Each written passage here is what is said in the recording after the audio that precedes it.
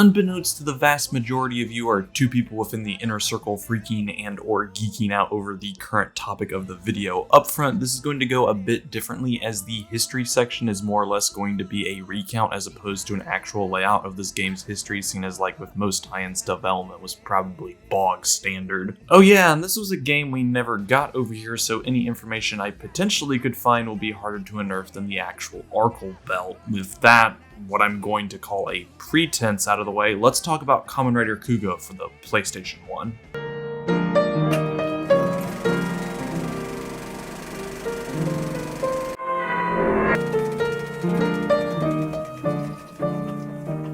Like any kid born in the late 90s and growing up in the 2000s, there were a few shows that were must-watches. SpongeBob, Dragon Ball Z, and the tangentially related show connected to the subject of today, Power Rangers. In essence, crack cocaine for a rambunctious wild child, what with the action sequences involving huge groups of mooks and the Rangers plus a giant robot/monster bouts. The good shit, especially for someone who's already bought in with a love of Godzilla, but like a vast majority of kids my age, I didn't know that Power Rangers was an adaptation of an already existing show, Japan's long-running, heralding all the way back to 1975, Super Sentai, and because of my age group, nor did I know about Saban's failed spin-off of a sort, Masked Rider, or as I will call it going forward, Kamen Rider. Quite literally, my first exposure to anything Kamen Rider related was during a Saturday watch-along that me and members of the Inner Circle have been doing. After a failed attempt at watching the original Yu-Gi-Oh! Naruto series, the topic of Kamen Rider was brought up by a gracious member of the circle to me and another member. We had never seen a single second of the show and opted in, beginning with Kamen Rider Build. And the rest can be considered history, as you can no doubt tell with some of the various gags on this show. But let's go a bit further back to where it all started.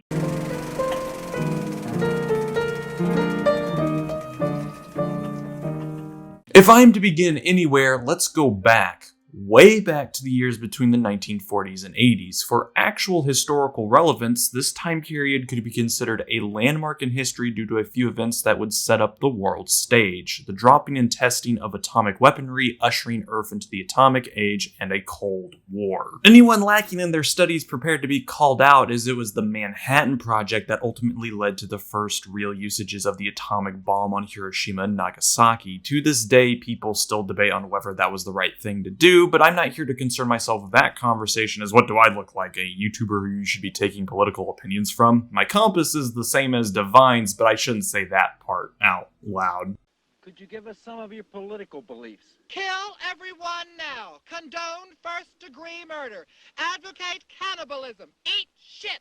Filth are my politics. Filth is my life. To bring this back from a non-sequitur, the people of Japan truly got the blunt end of the stick during this time, mostly because not only were two cities burnt to the ground in atomic fire, their economy was on the verge of collapse, and despite America putting on the face of a remorseful figure, we still tested bombs in Japan's backyard. The Lucky Dragon incident is the one I'm referencing, particularly the rendition as told within Life magazine's Godzilla issue. Written within the pages is the following. At 6:45 on the morning of March 1st, 1954, a Japanese fishing boat, the Daigo Fukuryumaru No. 5 Lucky Dragon, was cruising toward the Pacific Ocean's Marshall Islands in search of big-eye tuna when crewman Matachiki Oshii saw a flash of yellow light through the porthole. Oshii had just witnessed the explosion of Castle Bravo, a 15-megaton thermonuclear device on the island's Bikini Atoll. Starting in 1946, America began testing said experiments under the codename Operation Castle with a few,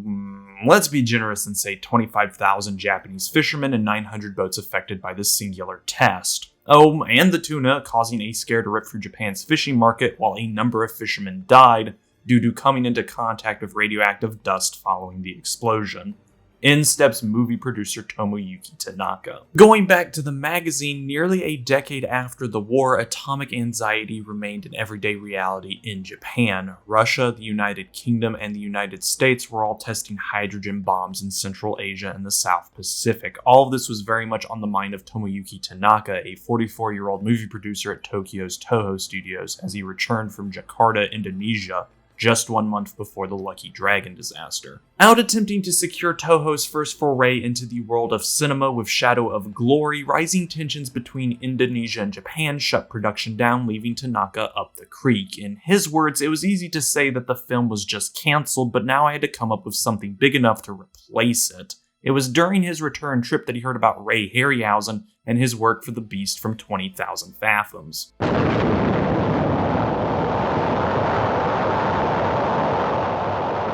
What started out as a $210,000 project ended up raking in $5 million in the American box office, lighting up a bulb for Tanaka. Let's do that, but different. Back to the magazine, though anti-US attitudes were pervasive in post-war Japan, the country was nevertheless obsessed with all things American. Tanaka's decision to copy the Beast from 20,000 Fathoms was no exception. Hoping that a knockoff might replicate the original success, he commissioned a treatment from popular writer Shigeru Koyama.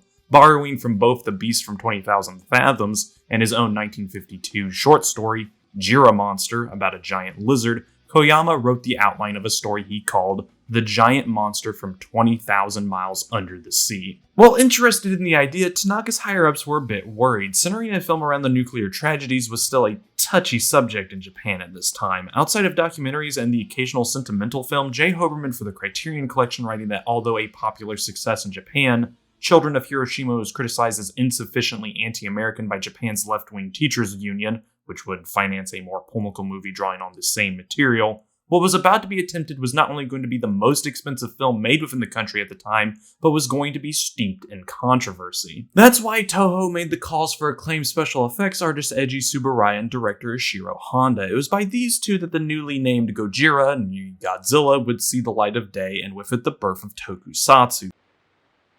方向25度より30度方向25度より30度距離850距離850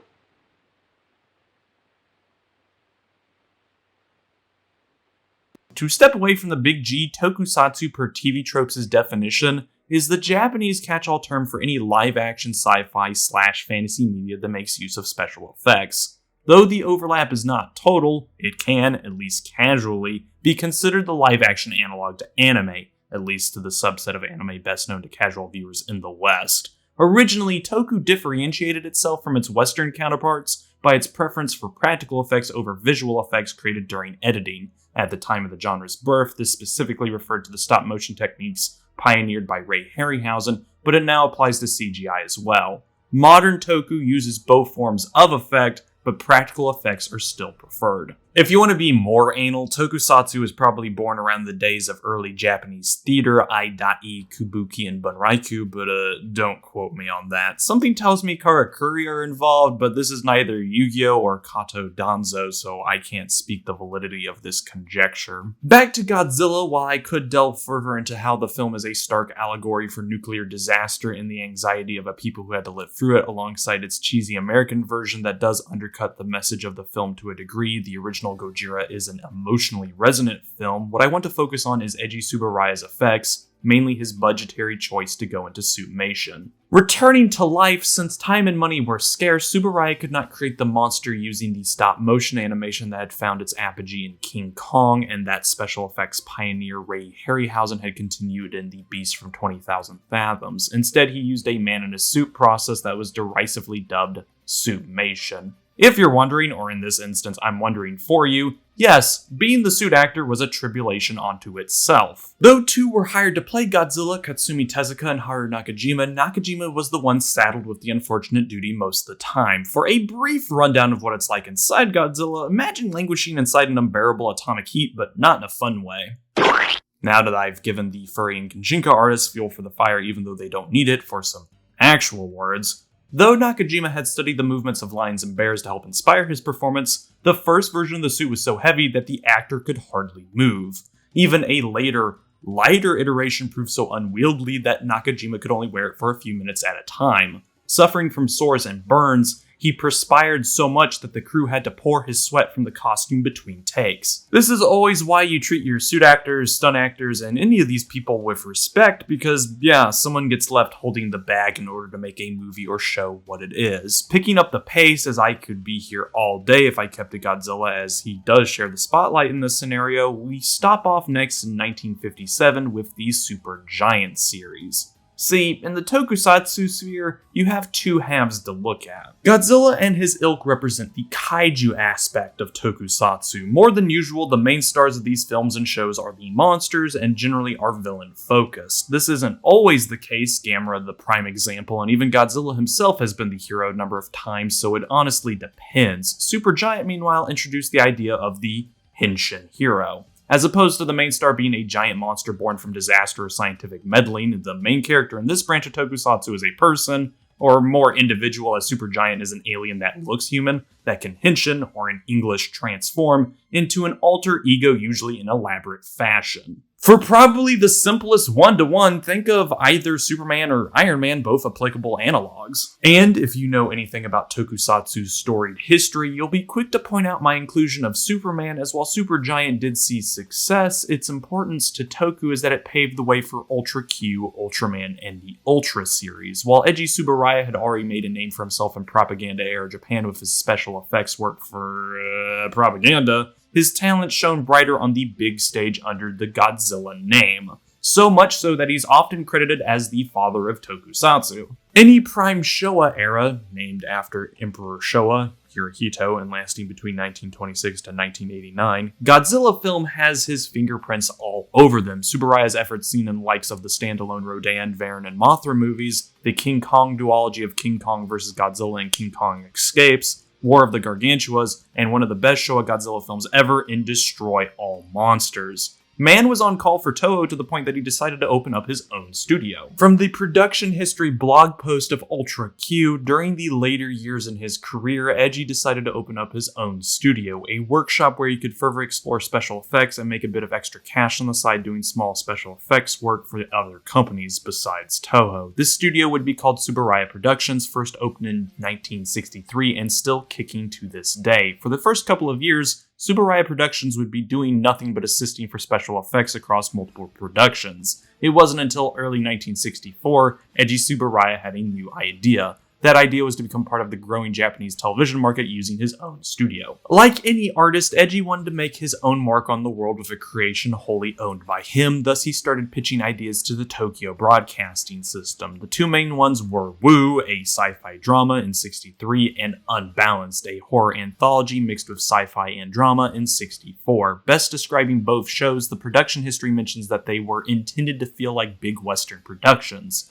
Unbalanced was in fact based off of Western TV shows such as The Outer Rim and Twilight Zone. Initial production work began on both works shortly after their pitches. However, Woo was soon cancelled due to the estimated cost being way too high for TBS's tastes. What would continue, though, would be Unbalanced. Think the Twilight Zone, but with giant monsters, as the kaiju boom was still rocking the country. Not like Eiji wasn't going to include monsters into his show, but TBS wanting them to be the focus of the show hamstrung production to the point that a few of the completed episodes had to be scrapped. This wasn't the only change for the show, mind you, as during Bruce started production in '65, TBS felt like another aspect of Unbalanced needed to change.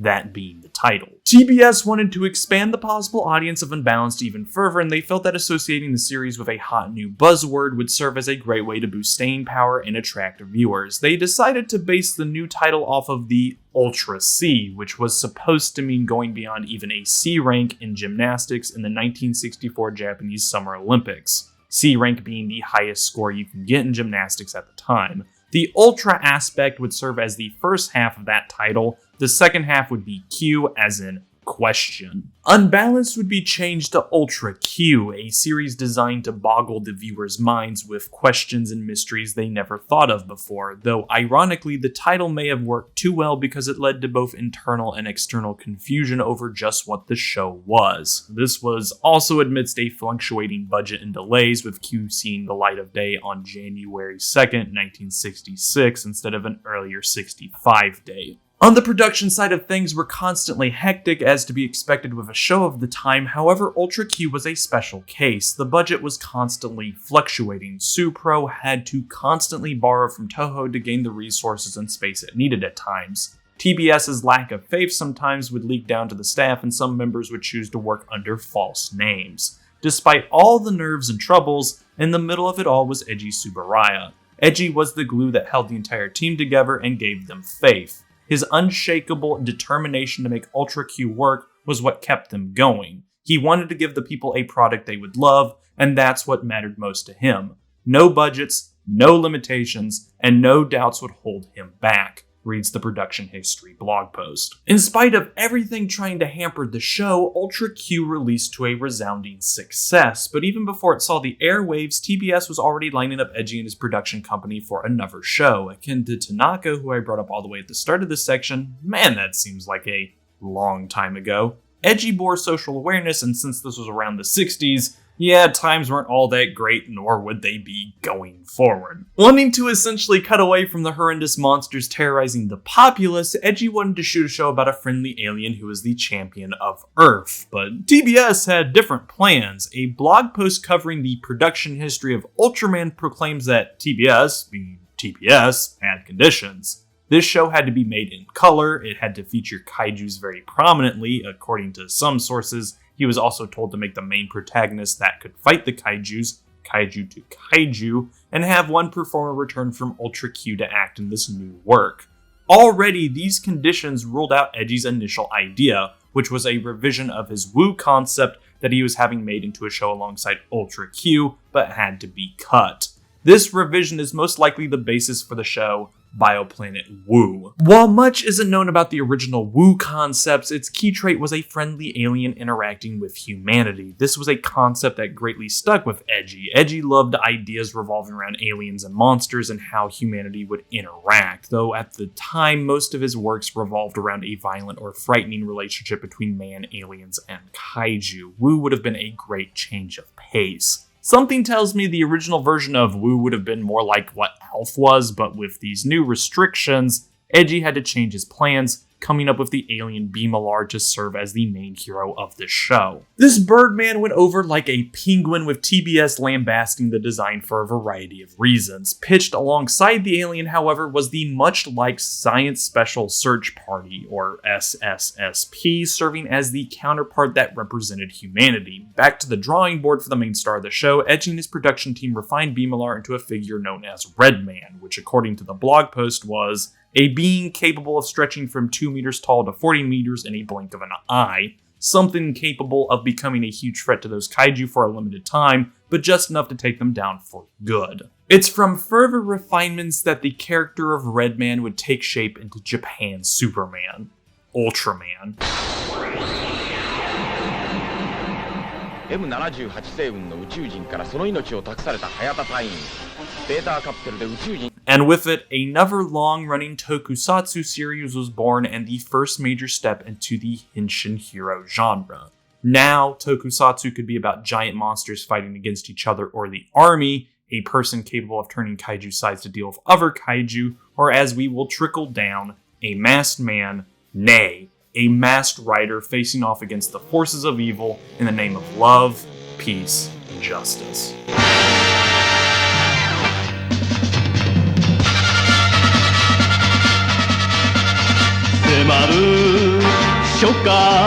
Tangent time, or more or less a further viewing and shout out, I do endorse Marcos House's / Marcosatsu's video on the history of Kamen Rider if you want an exact rundown of each show within the franchise, as I'm mostly sticking to the birth of this 50-plus-year-old franchise and the lead up to the first Heisei Rider, Kamen Rider Kuuga.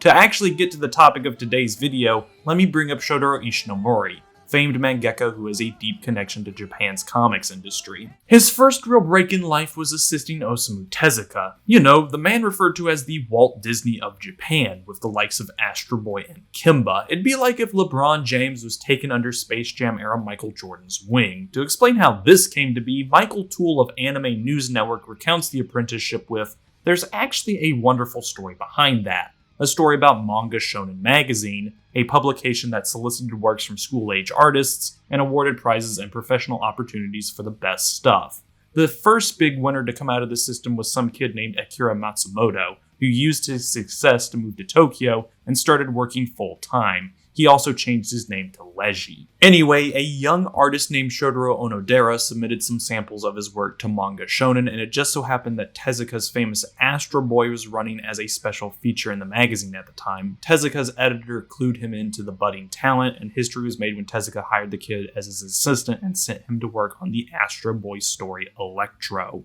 The entire experience is laid out in Dark Horse's Astro Boy Volume 15, so seek that out if you want the dirt. Impressed with the work seen on Nikkyu Tenshi, Tezuka called up Shotaro as an assistant for Astro Boy and Alakazam the Great, leading to Ishinomori's second work, Flying Phantom Ship. But like a tale as old as time, Shotaro wanted more for himself, so he left Tezuka, rebranded as Ishinomori, and kicked off another staple series within Japanese media, Cyborg 009. This is a brand that had a crossover with the equally long-running Devilman series 7 years ago, if that tells you anything. It also may or may not have been responsible for kicking off the trend of superhero teams in Japan, as Mike postulates that Ishinomori would score his first big hit and change the face of manga and anime in 1963 when he created Cyborg 009, Japan's first tale of a team of superheroes with distinct powers and personalities, not to mention incredibly cool costumes and flowing scarves and big brass buttons. Japan's answer to the Justice League would prove indefatigable, Ishinomori's sweeping action-packed tale of 9 outcasts and oddballs given Cyborg superpowers by the story's villain,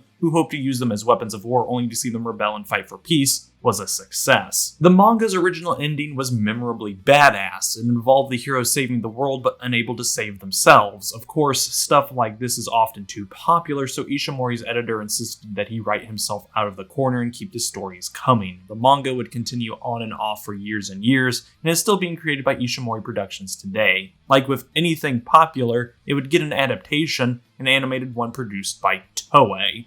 Oh, great merciful Lord Toei, that hopefully won't smite this video into oblivion. With a foot in the door and the adaptations doing somewhat well, that left room for negotiations, leading us to the finale of Giant Robo. Following the timeline laid out by Tokusatsunetwork, Kamen Rider began in 1971, but its creation goes back a couple of years to 1968 and the finale of a Toei tokusatsu called Giant Robo. The story goes that after the screening of Giant Robo's final episode, Toru Hirayama, a creative producer at Toei, was contacted by another Toei employee, Uchida Yusaku, to create a new tokusatsu series. Hirayama himself was made the executive producer of the show and began working to make the concept a reality. After initial troubles with the concept, Hirayama was able to meet with one of the most popular manga artists at the time, Shotaro Ishinomori. The two basically shot back ideas at each other, initially going with a character called Crossfire that would steadily morph into two shapes. Ishinomori's one-shot Skullman that was a more adult take on what was gone with, that being Juji Kamen Rider as it was named at the time. In the midst of casting, stuntman and actor Hiroshi Fujioka selected to be the star of the show as Hongo Takeshi.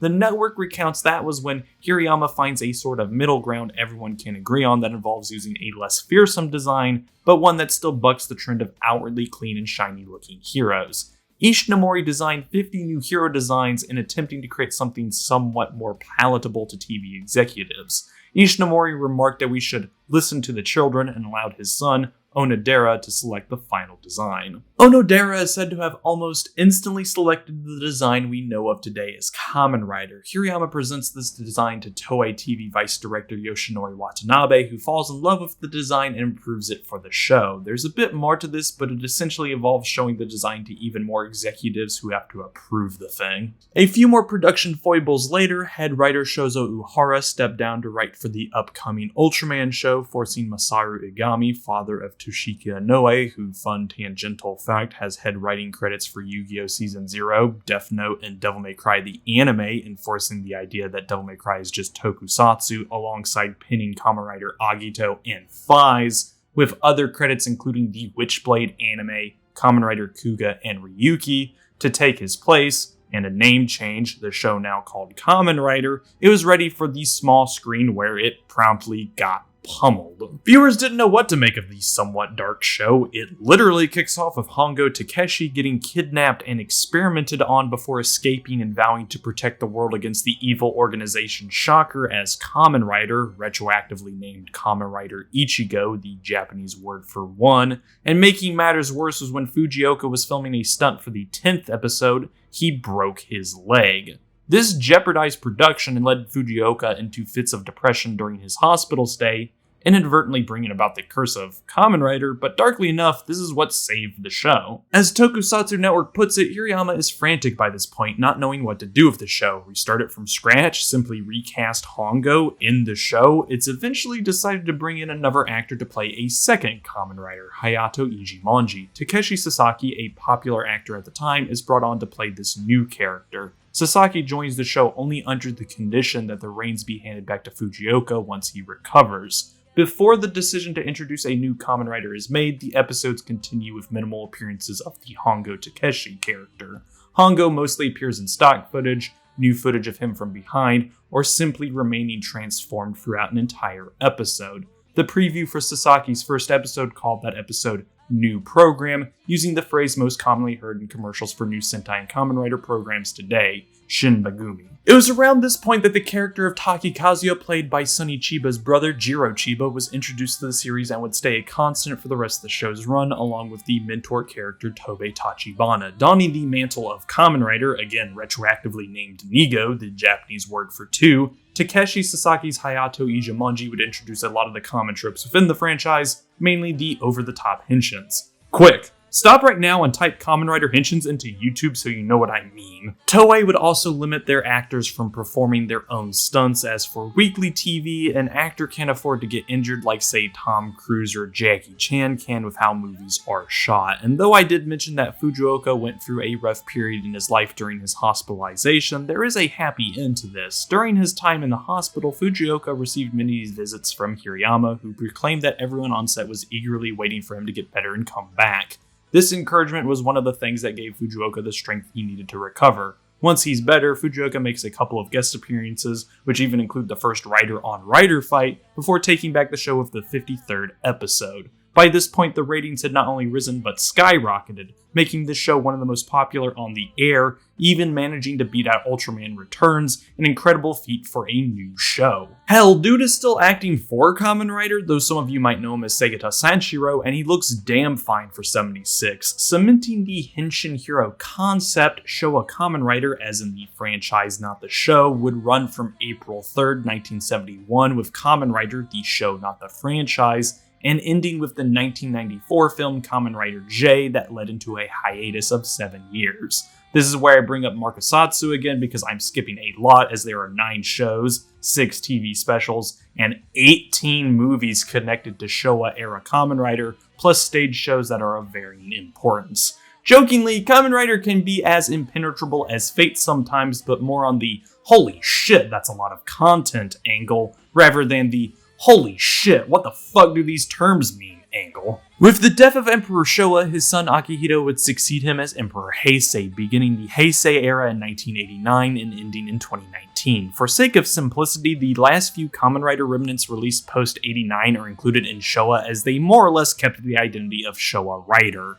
That wasn't the only death that happened within this time frame, mind you, as on January 28, 1998, Shotaro Ishinomori died of heart failure, rocking the manga and tokusatsu world to its core. His last living credit would be voice lugger, and that's because going forward, Ishinomori would be posthumously credited for the following 20 Heisei Rider seasons, from Kuuga all the way to Zi-O. The rolling start of Kamen Rider Kuuga, the first Heisei Rider, is quite simple in this whole entire story, as like with anything gone for a period of time, people clamor for it to return. See Star Wars or other toku, mainly Godzilla. Ishinomori was working with Toei on a revival before his untimely death, and that's what ultimately led to the return of our favorite karate bugman to the small screen. However, there were some changes in between Showa and what is dubbed Heisei Phase 1. Kamen Rider adopted a more J-drama appeal while still retaining aspects of the Saturday morning show that it was.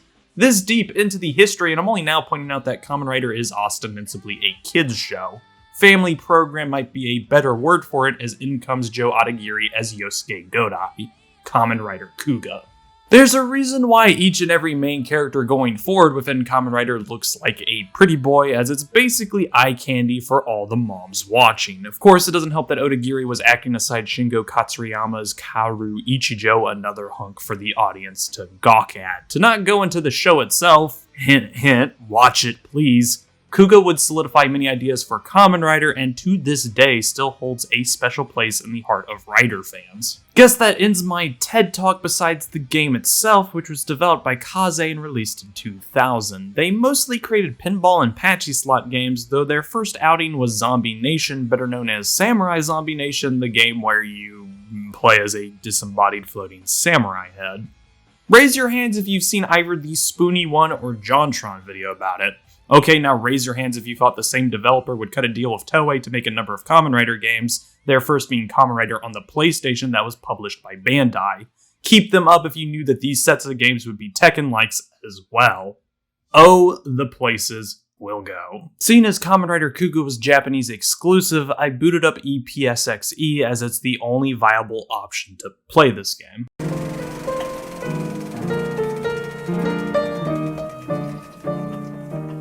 Due to the nature of this game essentially being a recap of a set few episodes of the show, mainly the ones where protagonist and all-around symbol of hope Yusuke Godai unlocks the varying forms of Kuuga, including Rising Titan, where the game ends off of its story mode while dealing with those damn Grongi, there's not much for me to bring up here. No joke, there isn't a lot to this game story-wise, and you only get anything or know what is happening if you've seen the show. And well, on that front, Kuuga does do its purpose. The only issue that this game has is living up to the show it's adapting. Kuuga, a phenomenal tokusatsu drama with damn near perfect pacing, character arcs, and minimal issues relegated to a few too many side stories. You have to buy in as with any game based on whatever, so basically what I'm saying here is to go watch Kuuga. It's free on Tokusatsu and serves as the perfect gateway into a slice of TV we don't usually get over here in America. I can't stress this enough that the character of Yusuke Godai might be one of the most likable protagonists in a show ever, and his relationship with Kaoru Ichijo serves as one of the many bedrocks within Kamen Rider Kuuga next to the action. Ain't nothing like three knuckleheads losing their shit over a happy-go-lucky career adventurer turned karate bugman and his detective friend who could honestly one-shot all the Grongi if he was allowed to. Oh, and of course for their sake, no fear, pain. I wonder who the Grongi is. Where are they holding this meeting? What are the rules of this killing game? I love the Grongi. I hate the Grongi. And lastly, because the in-jokes are numerous, Kuuga.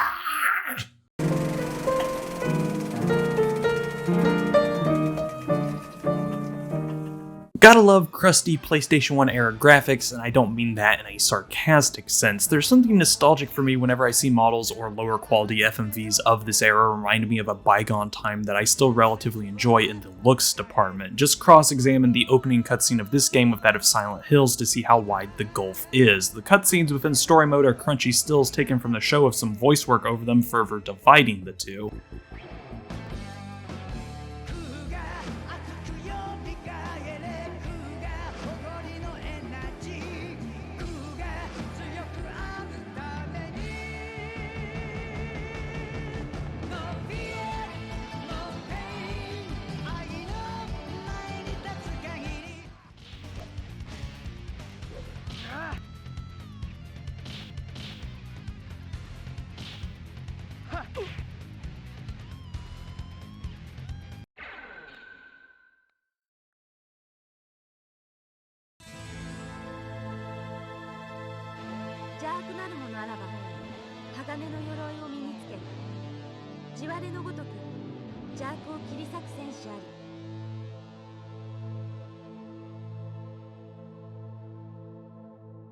Yet, deep down in my heart, I love both equally as I grew up in this period. Heavy vibes of the Digimon World games on the PlayStation 1 is what I get off of Kuuga's opening cinematic, but what puts Kuuga on the map is that it makes use of the show's varied music library. That of course means we get Masayuki Tanaka belting out Kamen Rider Kuuga at full force, no fear, no pain included. And even when he isn't singing, as some stages use the instrumental version of it, it's still an iconic track. Same with the credits track being the ending theme Azora ni Naru, which hits me the same way that Memories of You does from Persona 3.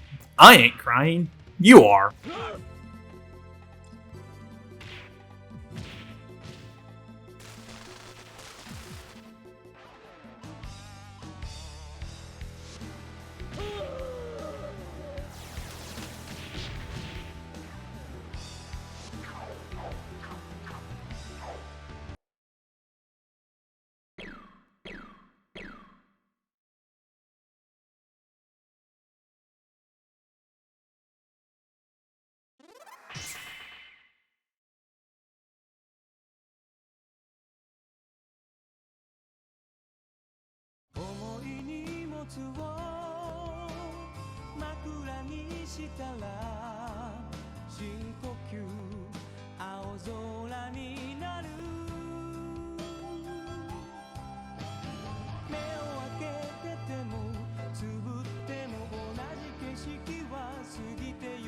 A lot of the other arenas use the combat tracks from Kuuga, which could be best described as butt rock. It was the early 2000s after all, and nu metal was out the door.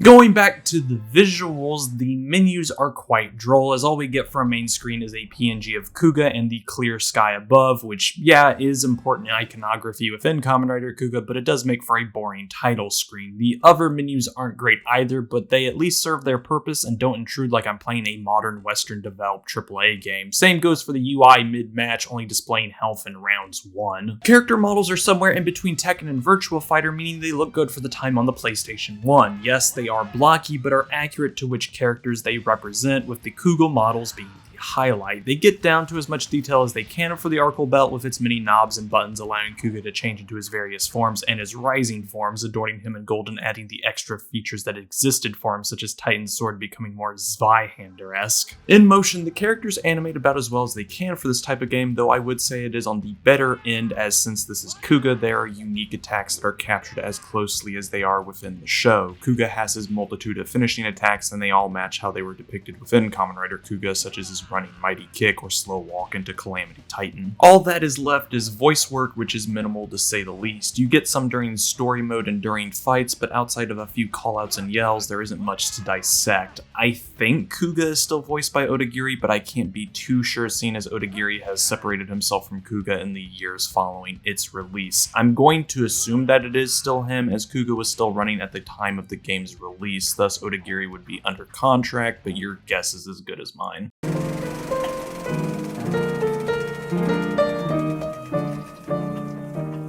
Kamen Rider Kuuga is a 2.5D fighting game a la Tekken, meaning that while the characters fight on a 2D plane, they can shift side to side to avoid attacks or better position themselves. Starting off, this game is entirely in Japanese, so you might flounder about in the menus for a bit until you get used to what is where. On the main screen, you have single-player story mode, versus and 1 or 2 player flavorings, challenge mode, survival mode when it is unlocked, the collection, options, and a menu of something I couldn't discern. It didn't look like anything was selectable on this screen, so my going into it was usually an accident. The main attraction of the game is the story mode, following the first few episodes of Kuuga as Godai unlocks Mighty, Dragon, Pegasus, and Titan forms, plus his battle against Migurame Ball, where he powers up Titan to Rising Titan. Now, if you think this will be like any recap game, say like the first Dragon Ball Budokai Tenkaichi, then you'd be wrong. Keeping to the script is the story mode's main prerogative, as there are a number of fights you can't win. All you can do is survive and hope that you aren't defeated, as I don't know what happens if you lose in story mode. Lasting the time limit in these encounters generally brings you to the actual fight where you can win, such as the first battle as Dragon Kuuga without staff, leading into the second one with it. As if announcing that you can't win these fights, your enemy's health bar will not go down at all, regardless of how many attacks you hit them with. Since every other mode is self-explanatory besides collection, I'll go into the game proper. Kuuga is a 6-button fighter, with the face buttons acting as punch, kick, grapple, and special, and L1 and 2 allowing you to shift left and right on the plane.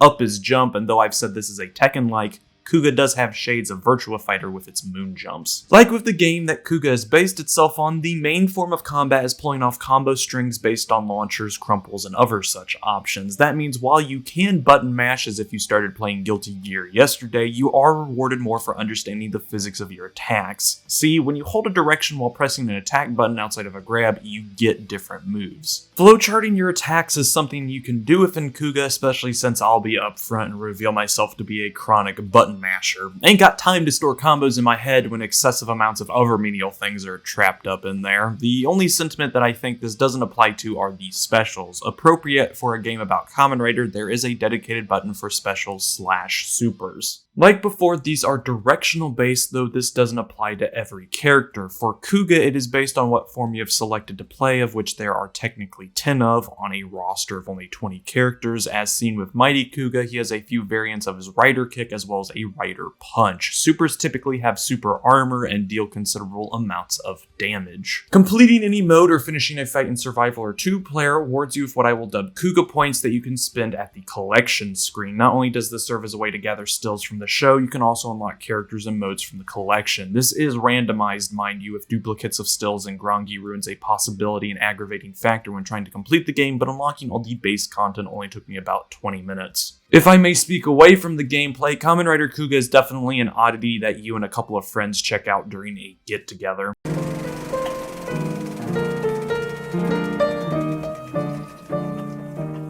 There is a certain charm when it comes to playing a Kuuga fighting game after having watched all of it. Perhaps it's just fond feelings, as spoiler alert, Kuuga is that good of a show, but being able to match up Kuuga in his different forms versus the various Grongi he fought has an appeal, and I think it's because the game does try to go to the lengths of keeping to the show. For as short as the story mode is, there are less than 15 fights, Kuuga does try to keep to the events that happened. Your first fight forces you to use growing form, leaving you with literally no special attacks outside of a piddly punch for your super. It absolutely sucks to use, just like how Godai struggled in his first few battles before the church. The game is unafraid of gimping you like that, as it is also within the story mode that you have to use Dragon without the staff for another section. This scoping onto character attributes can be seen within the fighters as well, as some lack certain basic moves to keep to how they were presented within the show. Playing as the Grongi might see you have only one special to use, such as Migurame Ba just having her sickle / attack. Titan Kuuga is probably the best example, as his combo potential is quite low, but his damage output is insane. While he trades in basic strings, as all of his regular attacks either crumple in weird ways or lack multiple hits, his supers are phenomenal, particularly his neutral one where he does his threatening slow walk.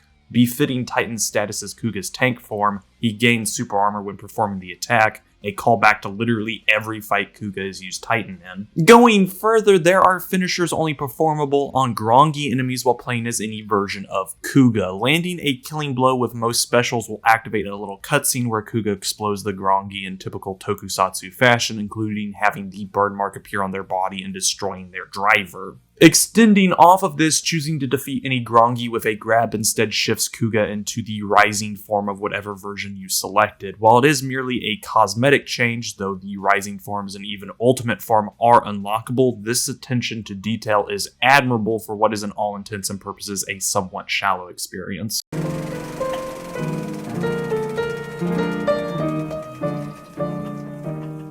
If there was one bad thing I could say about this game is that in all honesty, it is shallow to a fault. What you see is what you get. There's nothing wrong gameplay-wise, it's a solid Tekken clone with a few cool ideas, but all there is story mode, which is short, versus survival and challenge. You can see all that the game has to offer in an afternoon. Part of the blame can be placed on the release, as this game came out around the back half of Kuuga, so no Dagaba fight in the story despite Ultimate being playable. Secondly, this is a licensed title, which means it falls into all the usual trappings of one. What is probably the worst part about the game is that to unlock everything, you have to bash your head up against a wall with the slot system. Not only is it random, getting all the cards is mandatory to unlock all the rising forms in Ultimate, which requires you to grind out 50 wins in 2-player versus. As in, let player 2 idle as you chump them 50 times. That's one way of extending playtime, and it doesn't help that Kuuga points are randomly given out.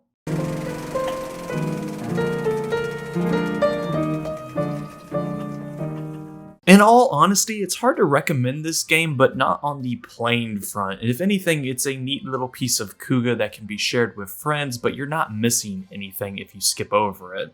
Kinda like a stage show. This video, out of all the ones I've done, is the most self-indulgent. The history speaks volumes, and if anything, kinda serves as a gateway and exploration for a selection of media we are now only getting over here in the West in its original format. For the longest time, it was mainly only Godzilla that had a chance over here, as even though Power Rangers is Toku, it's still an adaptation. Many of the games, shows, or manga I enjoy have connections to Kamen Rider and Tokusatsu in general, and the number of game designers that have a fondness for Toku is numerous. I guess to explain my choice for this video was to simply have an excuse to cover an interesting topic with the backdrop of there being a game somewhere, as I do slightly pride myself on presenting historical context for events. To me, understanding how something came to be is equally as important as understanding what something is. That's why history is one of the tabs. This does make this video hilarious in both fore and near sight, as, surprise, I may have just bamboozled you with a slightly in-depth diatribe on Tokusatsu with a game lodged in the middle.